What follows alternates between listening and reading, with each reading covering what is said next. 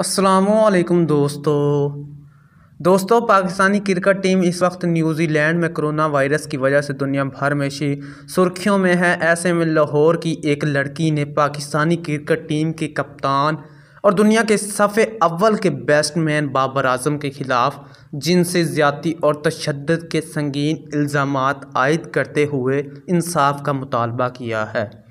Babar Azam New Zealand में हैं। इनसे मुख्तलिफ ज़राए से रब्ते की कोशिश की लेकिन वो रद्द अमल के लिए दस्तयाब ना हो सके। हफ्ते को लाहौर में प्रेस कॉन्फ्रेंस में हमीज़ा नामी लड़की का दावा है कि वह बाबर आजम की पड़ोस में रहती है और दोनों स्कूल फ़ेलो हैं। बाबर आजम ने मुझे मोहब्बत और शादी का झांसा दिया। जब मैं शादी का मुतालबा करती तो मुझे तशद्दुद का निशाना बनाया जाता था।